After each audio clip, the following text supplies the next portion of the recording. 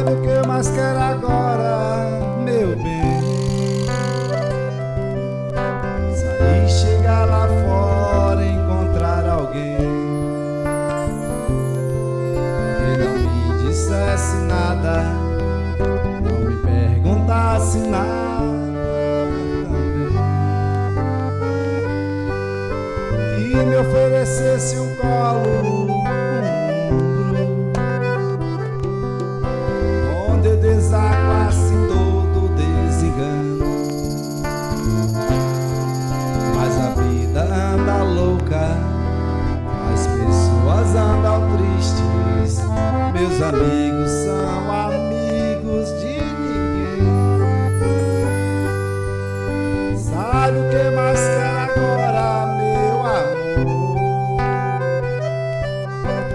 Morar no interior do meu interior, se agridem, se empurrar pro abismo, se combate, se debatem sem saber. Meu amor, deixa eu chorar até cansar, me leve pra qualquer lugar, aonde Deus possa me ouvir. Minha dor eu não consigo compreender, eu quero algo pra beber, me deixa aqui, pode sair. Sabe o que eu mais quero agora, meu bem? Sair, chegar lá fora, encontrar alguém que não me dissesse nada, não me perguntasse nada,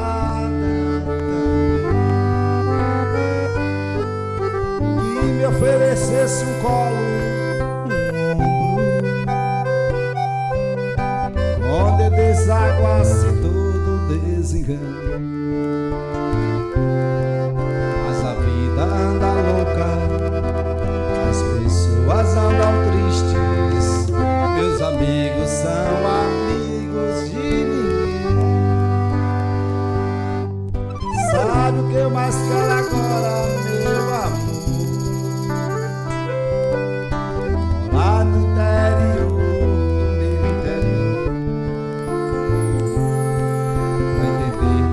Se agridem, se empurrar pro abismo, se combate, se debatem sem saber.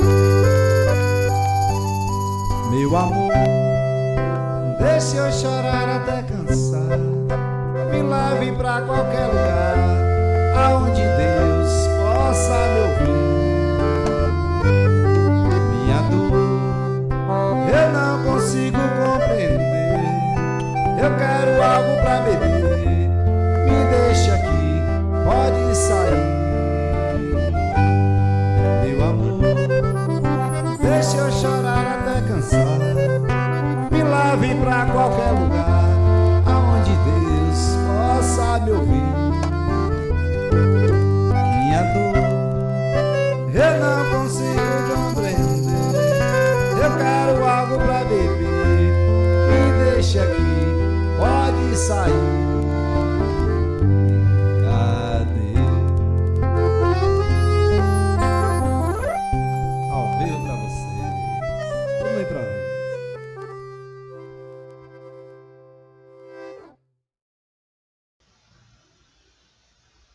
Olá, amigos da comunidade Nova Era, meu amigo José Alberto e todos os que nos acompanham por esse canal de amor. É um prazer, uma gratíssima satisfação estar de retorno a esse canal, a essa casa querida, né? Esse canal de amor que nos une, e dizer que é sempre uma alegria estar de retorno para poder conversar com vocês, bater um papo, a todo o pessoal aí do Vale do Jequiriçá, a quem eu já estendo meu abraço, minhas congratulações pelo trabalho renovador que sempre vem fazendo, que nos oportuniza crescer, estudar o Evangelho de Jesus, nos irmanar.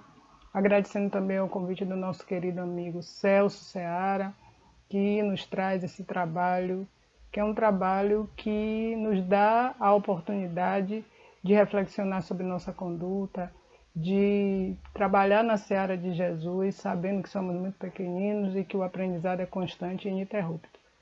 A proposta da casa, do grupo hoje, é para que nós possamos falar sobre o capítulo 27 do Evangelho segundo o Espiritismo, Pedis e obtereis, capítulo esse, que é uma renovação constante, que é um convite para todos nós. Sabemos que o Evangelho é nosso leme, o nosso Evangelho é depurativo, é explicativo, é terapêutico, e todas as vezes que temos a oportunidade de trabalhar uma passagem do Evangelho, um capítulo do Evangelho, nós estamos também nos oportunizando fazer essa higiene psíquica, essa higiene mental, essa higiene fluídica, nos proporcionando-nos receber os fluidos regeneradores, que quando falamos de higiene fluídica é depurando aqueles fluidos deletérios e renovando os fluidos positivos que nos permitem ficar melhores a cada dia.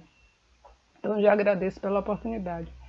E já peço à espiritualidade amiga que coordena os trabalhos dessa comunidade querida, Jesus, a Mãe Maria, para que possamos trazer no dia de hoje uma mensagem de paz, uma mensagem de luz, uma mensagem de renovação, sabendo que a mensagem é do Cristo, que possa a espiritualidade amiga nos intuir, nos oportunizar, levar um consolo, um abraço fraterno a todos aqueles que nos ouvem e que labutam, militam positivamente com o nosso modelo e guia, que é Jesus. Muito bem, nesse capítulo é um capítulo muito rico, porque assim como todo o Evangelho, ele vem nos falar de oração, ele vem nos falar da qualidade da prece, ele vem nos dizer da oportunidade que nós temos o tempo inteiro de utilizar desse instrumento renovador e curativo e depurativo que é a prece para nos harmonizar, para higienizar nossa mente, nosso corpo, nosso espírito. É um capítulo que nos convida à reflexão de como estamos orando, porque ele vem nos trazer vários itens. Itens esses que vão nos dizer, falar da qualidade da prece, da eficácia da prece, da ação da prece, da transmissão do pensamento, das preces inteligíveis, da prece pelos mortos, pelos espíritos sofredores, instruções dos espíritos, maneira de orar, alegria da prece.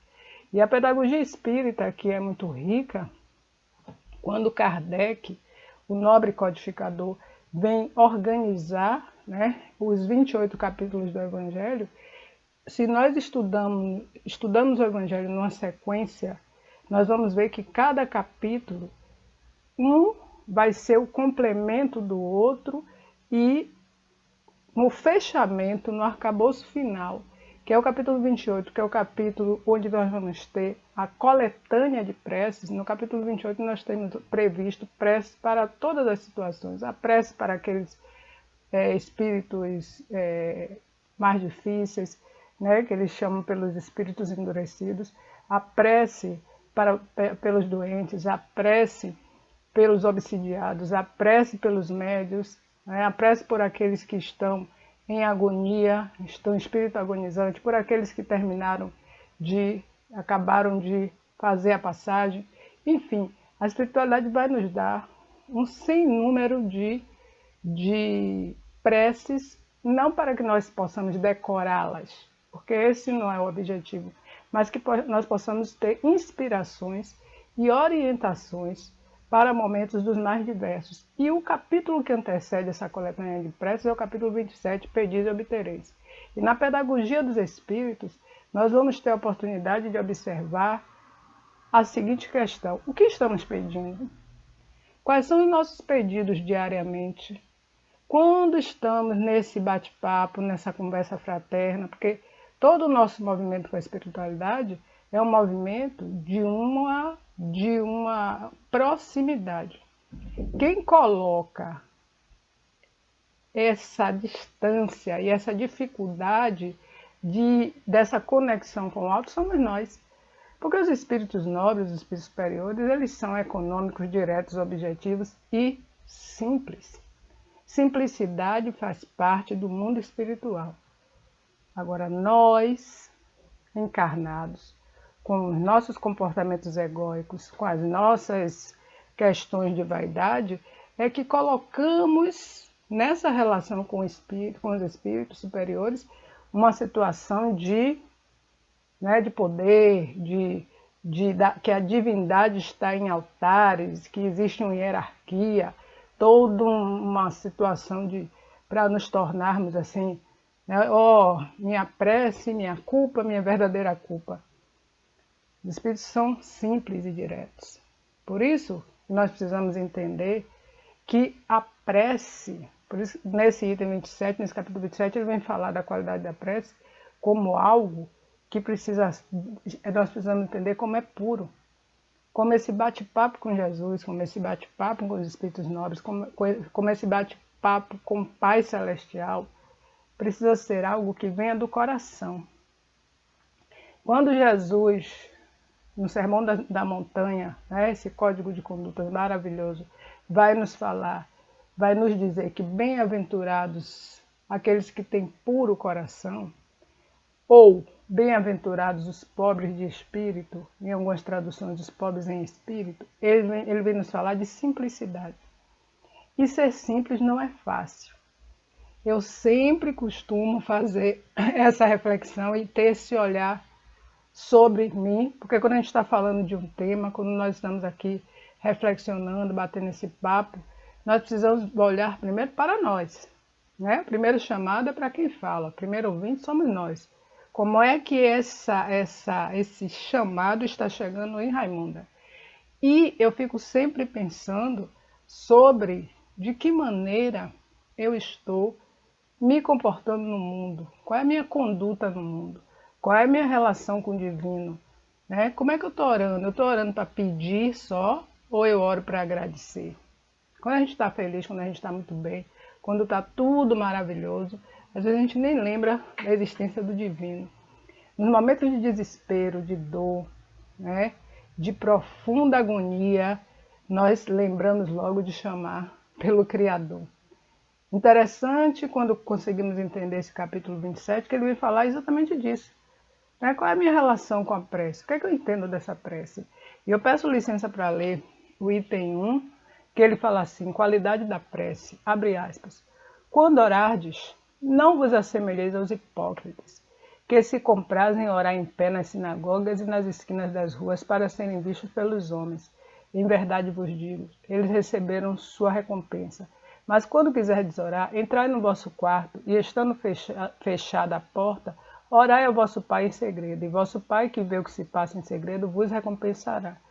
Não afeteis orar muito em vossas preces, como fazem os gentios, que pensam ser pela multidão de palavras que serão atendidos. Não vos torneis, pois, semelhantes a eles, porque vosso Pai sabe do que necessitais antes de o pedirdes. São Mateus, capítulo 6, versículos de 5 a 8. Observe que ele vem falar, Ele vem falar aqui de simplicidade. Os 2 parágrafos do primeiro item do capítulo 27, cujo título é Qualidade da Prece, todo o discurso, toda a fala, todo o texto trazido pelo apóstolo Mateus, que nós sabemos o evangelho ele foi registrado pelos 4 evangelistas, Mateus, Marcos, Lucas e João. Desses, nós sabemos que Lucas não conviveu com Cristo, que o evangelho de Lucas é baseado nos relatos de Maria. Lucas que vai conhecer Paulo de Tarso, apóstolo dos gentios, e vai assim se apaixonar por toda aquela história do divino mestre, e vai em busca de Maria na casa do caminho, onde ela continuava trabalhando, dando continuidade ao trabalho feito por seu filho. E nos relatos de Maria, Lucas vai fazer o evangelho, vai ser um dos 4 evangelistas, cujo evangelho é belíssimo. Os registros de Lucas são muito bonitos. Essa passagem que nós estamos falando aqui está registrada por Mateus, o Levi. Mateus, que dos apóstolos, desses 4 evangelistas, foi aquele que esteve mais próximo do Cristo. O evangelho de Marcos é baseado muito nos relatos de Pedro, embora ele tenha conhecido Jesus, e o evangelho de João, que é o mais jovem evangelista, um evangelho simbólico, um evangelho com muitas performances e com muitos detalhes que, inclusive, nas faculdades de comunicação, se nós formos fazer uma analogia do que nós encontramos no Evangelho de João, nós vamos ver muita questão da semiótica, né, que é o estudo dos símbolos, com detalhes, assim, preciosidades. Então, João, que é o mais jovem evangelista, né, João, que vai ficar com aquela atribuição de Jesus, quando ele diz o jovem apóstolo: mulher, eis aí seu filho, filho, eis aí sua mãe, para que João possa cuidar de Maria. Então, esses são os evangelistas. Então, esses registros que nós temos no Evangelho, segundo o Espiritismo, organizado, catalogado por Kardec, são registros feitos pelos evangelistas a partir desses diálogos, dessas passagens, desses ensinamentos trazidos por Jesus. E nessa passagem, vejam que nesse item, número 1, toda a discussão, quando ele diz assim, quando orardes, né, se reserve, quando orardes, entre silêncio interior, quando orardes, ore não como os hipócritas. O que é que Jesus está nos dizendo? O que é que Jesus está nos convidando? Que a oração seja sincera, seja verdadeira, porque os nossos comportamentos, né, para agradar alguém, para que sejamos validados, para aparecer em determinados lugares, como aqui nessa tela, que nós estamos num trabalho virtual, embora saibamos que a cobertura espiritual aqui é a cobertura que as atividades realizadas com o grupo da Nova Era aí no Vale do Jequiriçá estão nos intuindo, nos orientando, mas esse é um meio que, por entrar numa rede, ele pode ser muito sedutor no sentido da imagem. Então eu posso chegar aqui e fazer uma prece belíssima, com palavras maravilhosas, um discurso fantástico, com detalhes de uma retórica muito, né, impressionante, com uma erudição muito grande, mas e que sentimento eu estarei empreendendo nessa prece? Qual é o meu objetivo quando eu estiver falando? É realmente chegar nos corações? Eu estou falando com pureza d'alma? Ou eu estou falando, contabilizando o número de likes, o número de curtidas que o canal terá a partir da imagem de Raimunda? Porque são detalhes que nós precisamos pensar. Se sairmos dessa tela e estamos no âmbito presencial, no púlpito, né? A tribuna espírita, nas casas espíritas, nos locais onde estamos presentes, fazendo esse trabalho da palestra, né, das reuniões públicas, não foi feita para proselitismo. Não foi feita para discursos nos quais o destaque seja Raimunda ou quem quer que esteja falando. Quem brilha sempre é Jesus. A mensagem que precisa estar em evidência e os holofotes onde essa luz é a luz da limpeza fluídica, é a luz da harmonização interior, é do Cristo. Então, quando ele traz, né, quando nós temos aqui esse ensinamento, não, né, que nós possamos ter o discernimento, a capacidade de reflexionar, o comportamento de respeito. Mas que comportamento de respeito é esse?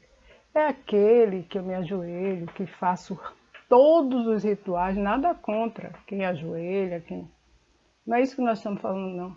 Nós estamos aqui trazendo até que ponto, no momento em que me ajoelho, né, que eu entro numa posição dessa natureza, é uma posição de respeito, de reverenciar algo no sentido do entendimento de que divino é esse, ou eu preciso, né? Na hora que eu me ajoelho, inclusive, eu vou olhar quem está observando o meu comportamento para dizer, poxa, para ali está a típica representante de alguém temente né? A gente usa muito esse termo, né? Usava, inclusive. Ainda usa em algumas situações. Temente a Deus, que está voltado para... Quem é essa pessoa? Quem somos nós? Por que o termo hipócrita? Né? Então veja que ele vai usar esse termo de qualidade da prece. Então, aí também já tem uma outra discussão. Não é a quantidade de orações que eu faço, não é a quantidade de horas que eu destino, mas a qualidade. Isso é muito sério e é muito interessante. O que é que está vibrando nesse momento da prece? Que palavras eu estou dizendo que estão intrinsecamente ligadas ao amor, à paz, à concórdia, à união, ao sentimento de fraternidade? Porque orar é colocar o amor em movimento. Eu estou orando por mim, pelos meus, para os meus interesses, ou eu vibro pela paz mundial? Eu vibro, eu oro pelo meu inimigo, né? Que Jesus nos faz esse convite, orar pelos adversários, porque nesse capítulo, inclusive, ele vai trazer aqui de maneira muito interessante, ele vai trazer a ação da prece, transmissão do pensamento, a eficácia da prece. Jesus que vai prever em um outro momento, reconcilia-te com teu adversário enquanto estás a caminho com ele, né? Quando ele vai nos falar do perdão. Nesse capítulo ele vai falar das preces inteligíveis, da prece pelos mortos e pelos espíritos sofredores. Ele vai na instrução dos espíritos nos falar da maneira de orar e vai finalizar esse capítulo com o item 23, que é a alegria da prece. Então vejam, o que é que eu estou fazendo? Eu entendo que quando eu oro eu me renovo e entender também que eu não preciso que ninguém me ensine a orar. Porque nós ficamos muito também nessa situação de quem vai me dizer o que fazer? Quando Jesus é simplicidade, Jesus é esse bate-papo aqui, ó, entre amigos. Porque Jesus é nosso amigo. Ele não é o punitivo, aquele que castiga, aquele que vai olhar para Raimunda com censura, com julgamento. Nada disso pertence a Jesus. Esse é um comportamento dos homens. E quando nós atribuímos à divindade o castigo, atribuímos à divindade o chicote, atribuímos à divindade o controle, somos nós colocando no outro os nossos comportamentos. Porque a autoridade moral de Jesus é tanta que ele nunca precisou usar desses artifícios. E continua não utilizando. Por que continua não utilizando? Porque eu sempre gosto de falar de Jesus presente agora aqui. Eu não falo de Jesus como ontem, como passado.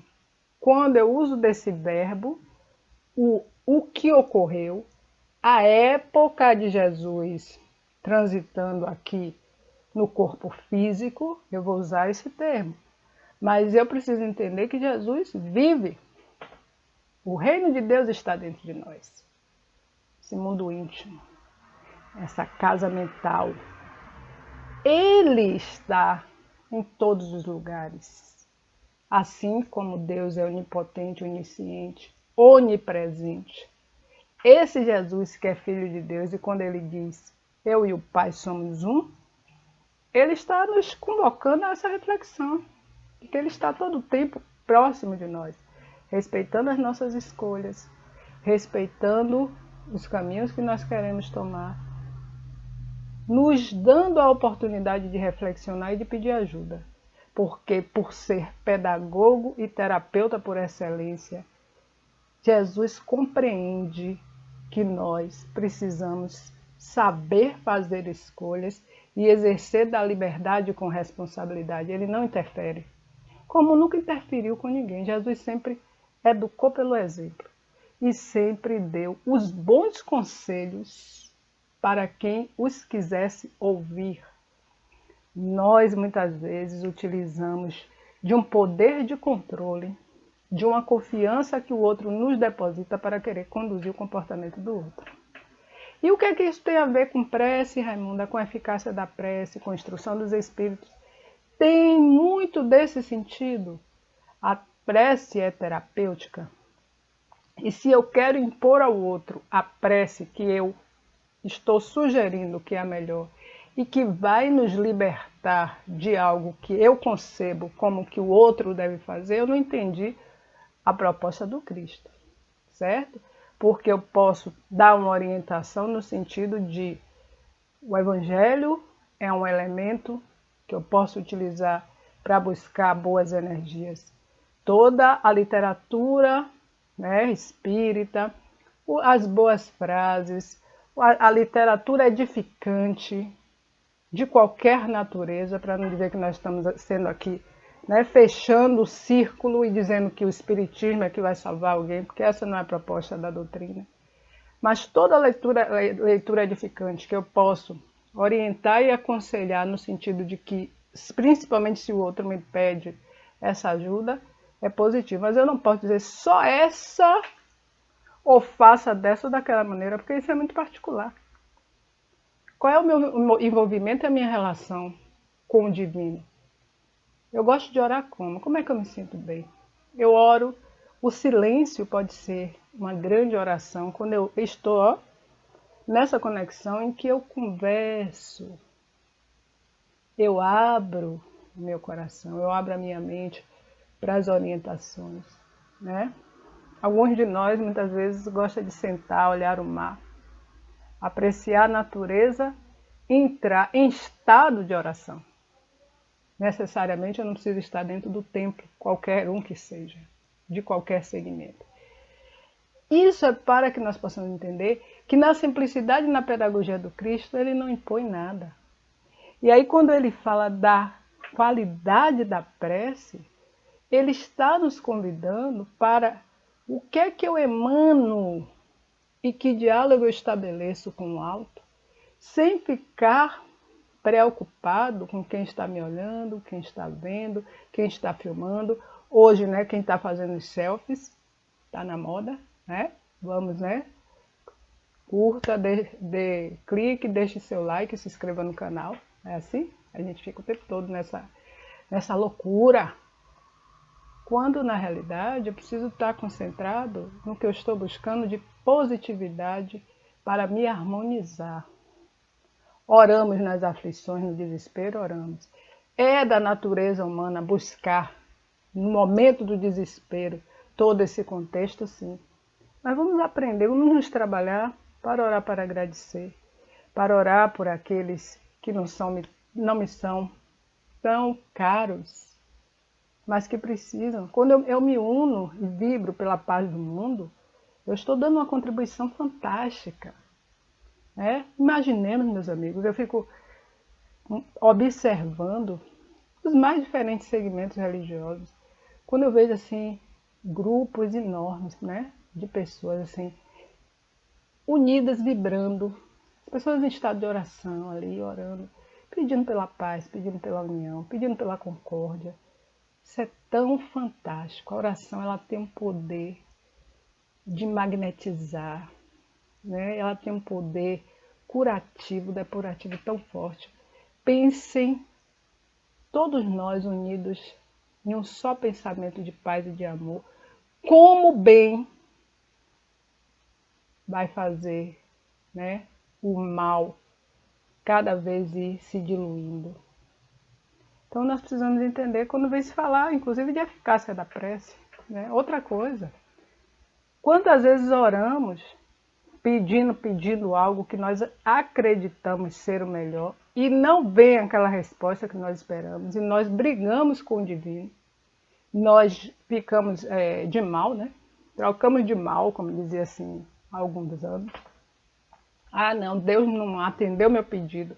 Atendeu de Maria, mas não atendeu o meu. Por quê? Afinal de contas, eu estou todo dia no centro. Eu sou uma trabalhadora exemplar. Eu chego na hora, eu faço todos os trabalhos.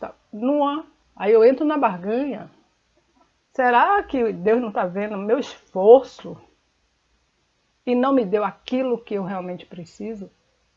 Esse é um pensamento muito equivocado que todos nós temos. Ele vai nos dar exatamente o que nós precisamos. É que na nossa ansiedade e na nossa cegueira, nós não conseguimos perceber de imediato que aquilo que não foi supostamente atendido, na realidade, foi um livramento. Como dizem, desculpem, os nossos irmãos evangélicos. Na realidade, Foi a oportunidade que nós estamos recebendo para que algo muito melhor nos aconteça. Mas nós não compreendemos isso, ainda estamos nesse estágio. E como estamos? Aí essa situação tinha que ser dessa forma. Agradeçamos, meus amigos. Quantas vezes nós ficamos ali, ó, naquela insistência, desculpem. E aí, quando percebemos, vamos ver que, na realidade, fomos abençoados. Fomos tratados da melhor maneira que podia existir. Que aquilo que não chegou exatamente porque não seria para a nossa felicidade. Vamos começar a fazer esse exercício, inclusive, para entender essa forma, para compreender essa maneira que o alto, que o divino nos presenteia. É um exercício, né? É difícil, porque ainda estamos no estágio de acreditar que tudo que realmente pensamos ser o melhor para nós, e nós ainda dizemos assim, mas eu sou maior, vacinado, sou uma pessoa culta, sou intelectual, sou. Né? A gente começa a catalogar todo o nosso poder para saber exatamente o que estamos fazendo. E aí, quando mais adiante nós percebemos que fomos contemplados e presenteados realmente, porque a divindade nos fez uma grande caridade de não nos dar o que nós pedíamos achando que seria o melhor, aí nós vamos compreender a grandeza de tudo isso. A gente diz assim, poxa, eu me livrei de uma que eu nunca pensei que pudesse sair e sair bem. Portanto, quando algo que solicitarmos não acontecer, não entremos em desespero, nem entremos no âmbito da revolta. Porque, com certeza, aí existe uma lógica divina muito grande para que essa situação não ocorra. Outra questão, trabalhemos os nossos estados de ansiedade. Porque muitas vezes nós fazemos um pedido, uma solicitação agora e ficamos... a nossa ansiedade é tanto que a gente ainda diz assim, isso é para ontem? É para ontem, então não vai. Quando a gente relaxa e entrega, pode observar, a gente entrega. E no entregar, tudo vai fluir. Isso tem muito a ver com confiar. Oração passa também, entender a eficácia dessa passa também pela questão da fé. Exercitar a fé na abundância é muito fácil. Na dificuldade, eis o grande testemunho, como dizem os nossos irmãos evangélicos, nossos irmãos evangélicos que realmente estão muito assim. Eu gosto muito de algumas frases que nos trazem, né, porque são muito marcantes. Eis o grande testemunho. Diante de uma grande dor, está ali na confiança de que nós vamos ter bálsamo para as nossas grandes feridas, como diz o próprio Evangelho. Bem-aventurados os aflitos, porque serão consolados. O consolo chega. Mas eu preciso ter a paciência, que é algo que a maioria de nós tem dificuldade de exercitar, porque a gente quer tudo num imediatismo muito grande. Eu só consigo perceber, enxergar, observar, ter uma escuta sensível, entender o plano do alto, se eu silencio. Quando eu silencio e observo, eu encontro respostas fantásticas para as mais diferentes questões. Tá? Me recordo de um amigo que encontrei recentemente, há uns 2 ou 3 meses, em um labor espírita, né? Estava chegando numa casa irmã para fazer uma preleção doutrinária e encontrei um amigo que veio me dizer de uma questão de saúde muito séria que vivenciara há pouco tempo. E esse amigo, o interessante é que ele não parava, né?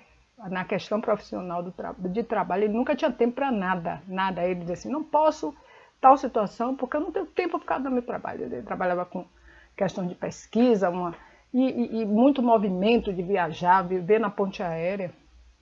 E aí ele me disse assim, Raimundo, eu tive uma questão séria de uma experiência de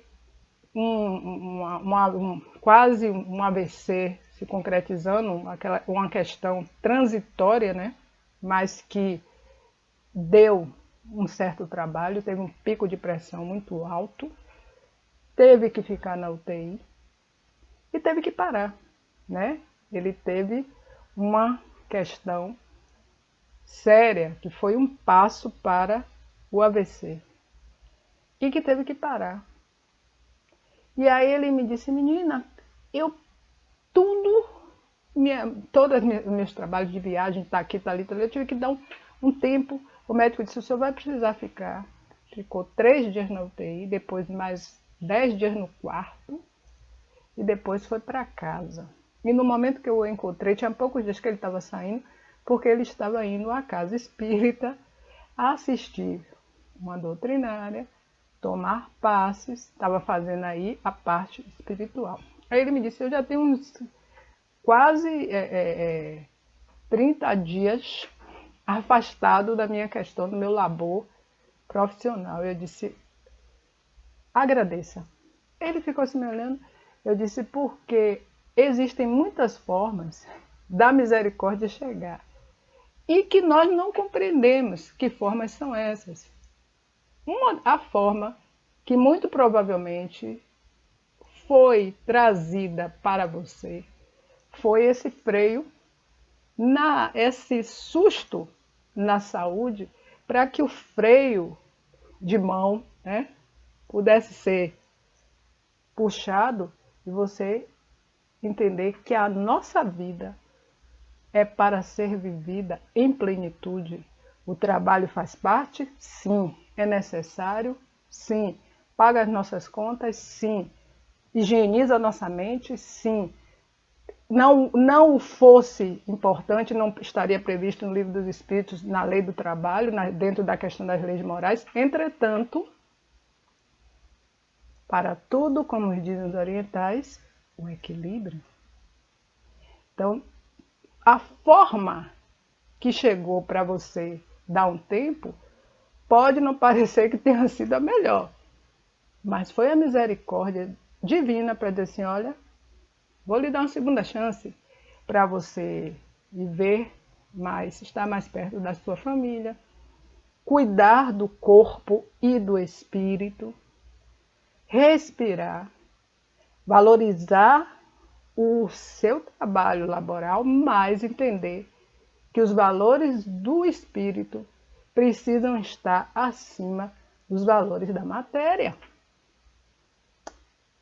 Pedis e obtereis. O que estamos pedindo? Estamos pedindo poder, estamos pedindo status, estamos pedindo toda uma situação onde nós sejamos a estrela do momento, ou estamos pedindo resiliência, paz, equilíbrio, tranquilidade de espírito? Estamos pedindo uma relação com Deus que nos proporcione entender que a relação da positividade é uma relação terapêutica e curativa. Estamos agradecendo, porque chegamos até aqui com saúde mental inclusive. Porque nossa mente é uma linha tênue. Uma vez perdida, uma vez descompensada, para voltar ao eixo dá trabalho. Dá muito trabalho. Então estamos chegando, inclusive, né, a Organização Mundial de Saúde atestando a quantidade de ansiolíticos, de antidepressivos que têm sido consumidos no mundo, inclusive no Brasil. Estamos chegando até aqui, podendo dialogar sobre Jesus. Falar que vencemos uma pandemia, inclusive, porque estive nesse canal há algum tempo, conversando, meus amigos, sobre as nossas incertezas, as nossas inquietações, os nossos medos, a nossa pouca fé para lidar com a Covid, que veio trazer, nos chamar para uma realidade muito dura, e que hoje estamos aqui tranquilamente, graças a Deus, à ciência, à inspiração do alto, a esses espíritos reencarnantes que vieram na missão e na tarefa de estudar, de se debruçar dioturnamente para nos trazer a resposta da ciência que a gente precisa valorizar, e que a doutrina tem um braço na ciência para nos dizer do investimento no intelecto a serviço do bem. Isso é amor? Aí alguém pode dizer, mas esses cientistas ganharam muito dinheiro. Sim, ganharam, e é merecido que ganhe porque faz parte de um processo do conjunto. Entretanto, estiveram ali, na pesquisa dioturnamente para fazer esse fenômeno fantástico que foi num tempo recorde para o que nós vivenciamos, para nos trazer uma luz no fim do túnel diante de tanta loucura que se estabeleceu, de tantos medos que chegavam para nós, e a construção desses mais ainda para nos tornar refém de uma série de questões. E a eficácia da prece, será que estamos orando por esses irmãos que trabalharam em cima dessas vacinas? Será que estamos orando por aqueles que partiram, né, e que foram a representação de uma grande massa que está no mundo espiritual hoje necessitando da nossa oração e do pedido de que os espíritos bons, de que os médicos da espiritualidade cuidem desses dos seus familiares enlutados?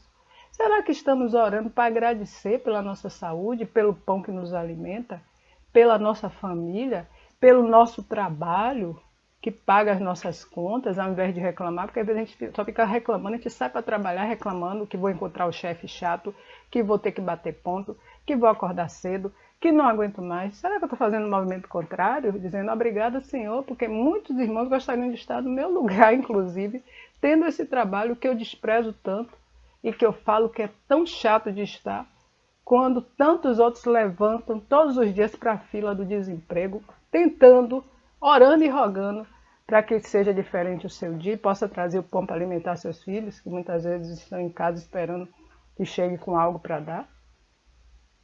Qualidade da prece, eficácia da prece, maneira de orar, todos previstos no capítulo 27 do Evangelho segundo o Espiritismo. Vamos fazer a nossa parte. Vamos construir essa rede de amor, porque orar é colocar um movimento, colocar o amor em movimento. Para concluir, que nosso tempo, já está chegando ao final, gostaria de ler aqui o item 23, a alegria da prece, que diz assim: Vinde vós que quereis crer, os Espíritos Celestes acorrem e vêm nos anunciar grandes coisas. Deus, meus filhos, abre seus tesouros para vos dar todos os seus benefícios. Homens incrédulos, se soubesses quanto a fé faz bem ao coração e leva a alma ao arrependimento e à prece, como são tocantes as palavras que saem da boca que ora. A prece é um orvalho divino que destrói o maior calor das paixões. Filha primogênita da fé, ela nos conduz ao caminho que leva a Deus. No recolhimento e na solidão estás com Deus. Para vós não há mais mistérios, eles se vos revelam. Apóstolos do pensamento, para vós é a vida. A vossa alma se desliga da matéria e rola nesses mundos infinitos e etéreos que os pobres humanos desconhecem.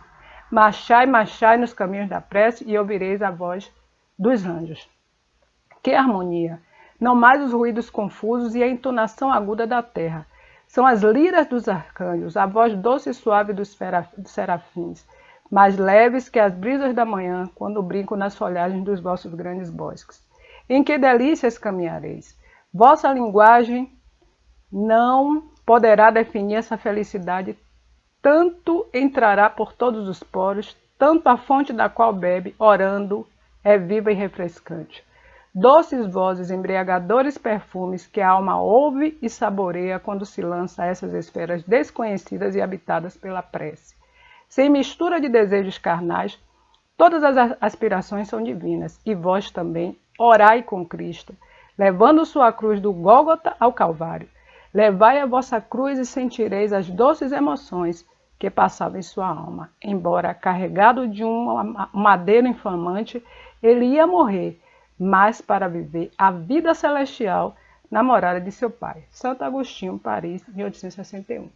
Agradeço mais uma vez ao convite dos nossos amigos desse local de amor querido, desejando a todos muito amor, muita paz, que Jesus nos abençoe, saúde, paz, esperança e muita fé. E vamos orar, porque orar é colocar o amor em movimento. Até breve.